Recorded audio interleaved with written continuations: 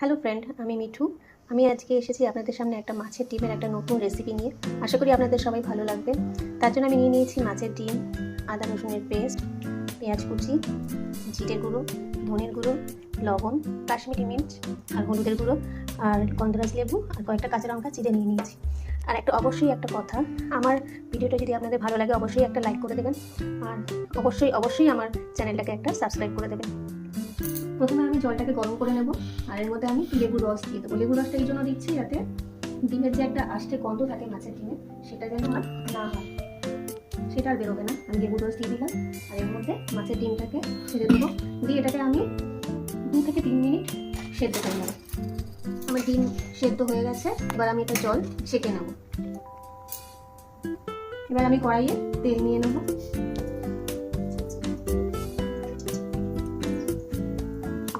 আমার তেল গরম হয়ে গেছে, এবার আমি ডিমগুলোকে এর মধ্যে ছেড়ে দেব।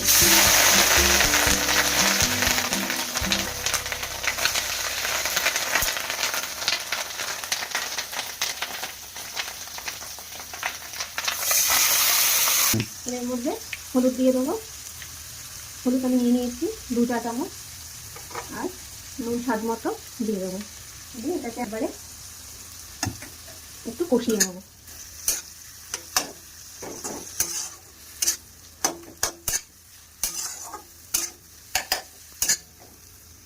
ডিমটা আমার ভাজা হয়ে গেছে, এবার এটাকে আমি আলাদা করে তুলে রাখবো।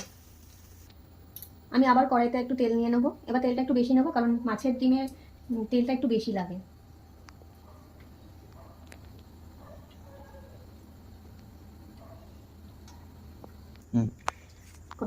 এবার আমার তেল গরম হয়ে গেছে, এবার আমি এতে পেঁয়াজগুলো ছেড়ে দেবো।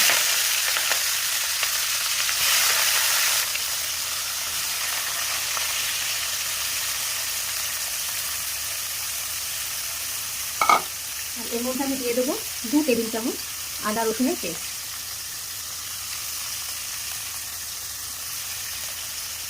আর দিয়ে দেবো জিরে গুঁড়ো, ধনে গুঁড়ো, কাশ্মীরি মির্চ, আর দিয়ে দেবো লঙ্কাগুলো চিড়ে রেখেছিলাম, কাঁচা লঙ্কাগুলো। আর দিয়ে আমি পেঁয়াজটাকে ভালো করে কষিয়ে নেবো, ব্রাউন ব্রাউন করে ভেজে নেবো। মশলাটা আমার কষানো হয়ে গেছে, এবার আমি এর মধ্যে ডিমটা দিয়ে দেবো। আপনারা চাইলে পেঁয়াজটাকে আগে থেকে ভেজে রাখতে পারেন। আমি আগে থেকে ভাজিনি, আমি মশলা দিয়ে কষিয়েছি এই কারণে যাতে পেঁয়াজের যে একটা ফ্লেভার আছে ওটা পাওয়া যায়। এবার আমি ডিমটার মধ্যে দিয়ে দেবো।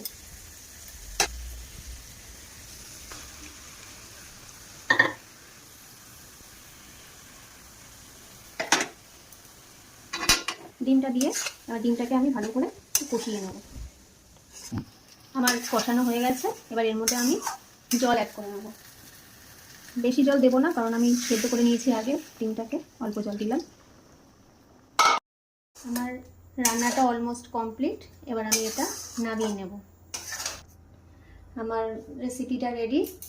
আপনারাও চাইলে এরকমভাবে বাড়িতে বানিয়ে নিতে পারেন, এটা কিন্তু খেতে খুবই সুস্বাদু।